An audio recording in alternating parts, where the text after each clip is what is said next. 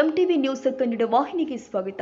ರಾಯಭಾಗ ತಾಲೂಕಿನ ಪರಮಾನಂದವಾಡಿ ಗ್ರಾಮದ ವೀರ ಯೋಧ ಬಸವರಾಜ್ ವಾಳಕೆ ಅವರು ಭಾರತೀಯ ಸೇನೆಯಲ್ಲಿ ಸೇವೆ ಸಲ್ಲಿಸುತ್ತಾ ಇದ್ದ ವೇಳೆ ಸಂಭವಿಸಿದ ಭೀಕರ ಬೈಕ್ ಅಪಘಾತದಲ್ಲಿ ಸಾವಿಗೀಡಾಗಿದ್ದಾರೆ. ಇಂದು ಅವರ ಪಾರ್ಥಿವ ಶರೀರ ಬೆಳಗಾವಿಯಿಂದ ಸ್ವಗ್ರಾಮ ಪರಮಾನಂದವಾಡಿಗೆ ಆಗಮಿಸುತ್ತಾ ಇದ್ದಂತೆಯೇ ಕುಟುಂಬದವರ ಆಕ್ರಂದನ ಮುಗಿಲು ಮುಟ್ಟಿದೆ. ಗ್ರಾಮದ ಪ್ರಮುಖ ಬೀದಿಯಲ್ಲಿ ಯೋಧನ ಪಾರ್ಥಿವ ಶರೀರವನ್ನ ಮೆರವಣಿಗೆ ಮೂಲಕ ಸಾಗಿಸಲಾಗಿದೆ.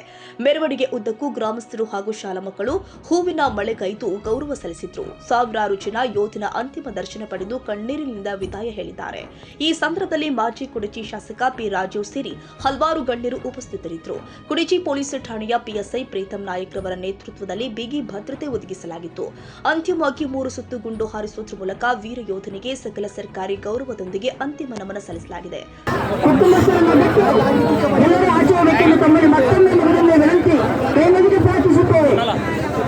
त्यांचं का नाही होत आहे तुमचं झालं की सांगा मला.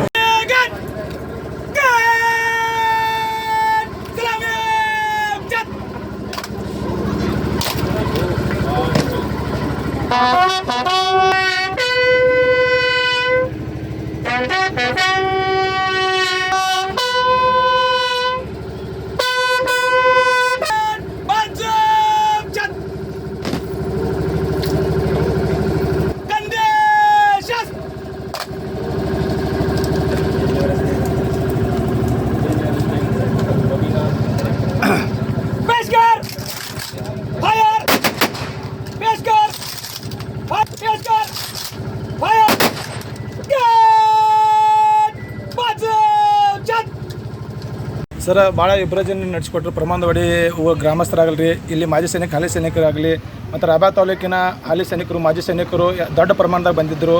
ಅದೇ ರೀತಿ ನಮ್ಮ ತಹಸೀಲ್ದಾರ್ ಸಾಹೇಬರು ಬಂದಿದ್ದರು ಮತ್ತು ಪೊಲೀಸ್ ಸಿಬ್ಬಂದಿ ಪ್ರೀತಮ್ ಪಿ ಸಾಹೇಬ್ರ ಅವರ ಮುಖಾಂತರ ಎಲ್ಲರೂ ಇಲ್ಲಿ ಬಂದು ಭಾಳ ಅದ್ಭುತವಾದ ಮೆರವಣಿಗೆ ಹಾಗೂ ಶಾಲಾ ಮಕ್ಕಳು ಎಲ್ಲರೂ ನಮ್ಮ ಹರಿಗರಿಂದ ನಾವು ರ್ಯಾಲಿ ಮುಖಾಂತರ ಅವರನ್ನು ಬರಮಾಡಿಕೊಂಡು ಇಲ್ಲಿ ಪರಮಾನಂದವಾಡಿಗೆ ಬಂದೀವಿ. ಪರಮಾನಂದವಾಡಿಯಲ್ಲಿ ಭಾಳ ದಿವ್ಯ ಸಂಸಾರದಿಂದ ಇವರು ಶಾಲೆ ಮಕ್ಕಳಾಗಲಿ ಇಲ್ಲಿ ಗ್ರಾಮಸ್ಥರಾಗಲಿ ಹೂವು ಆರಿಸೋ ಮುಖಾಂತರ ಅವರನ್ನು ಬರಮಾಡಿಕೊಂಡು ಅವರ ಅಂತ್ಯ ಸಂಸ್ಕಾರದಲ್ಲಿ ಭಾಗಿಯಾದಂಥ ಎಲ್ಲ ನಮ್ಮ ಗ್ರಾಮಸ್ಥರ ಪರವಾಗಿ ಮತ್ತು ನಮ್ಮ ಸೈನಿಕರ ಪರವಾಗಿ ನಾನು ಎಲ್ಲರಿಗೂ ಧನ್ಯವಾದ ಹೇಳೋಕೆ ಇಷ್ಟಪಡ್ತೀನಿ ರೀ.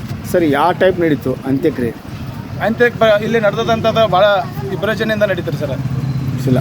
ಇಂಥ ಸೈನಿಕರಿಗೆ ಇನ್ನೂ ಹೆಚ್ಚಿನ ಪ್ರಮಾಣದಲ್ಲಿ ಎಲ್ಲ ಜನಸಂಖ್ಯೆ ಬಂದು ಅವರಿಗೆ ಸೌಲಭ್ಯ ಆದಂಥ ಏನಾರೇ ಕುಂದುಕೊಂಡಿದ್ರು ಅವರೆಲ್ಲ ಹೆಚ್ಚಿನ ಪ್ರಮಾಣದಲ್ಲಿ ಬಂದು ಅವರಿಗೆ ಸಹಾಯ ಮತ್ತು ಸಂಸ್ಕಾರದಿಂದ ಕೂಡಿದಂಥ ಎಲ್ಲ ಗ್ರಾಮಸ್ಥರು ಬಹಳ ಅಚ್ಚುಕಟ್ಟಾಗಿ ನಡೆಸಿಕೊಟ್ಟರು. ಸಾವಿರಾರು ಜನರ ಸಮ್ಮುಖದಲ್ಲಿ ವೀರ ಯೋಧನ ಅಂತ್ಯಕ್ರಿಯೆ ಜರುಗಿದೆ.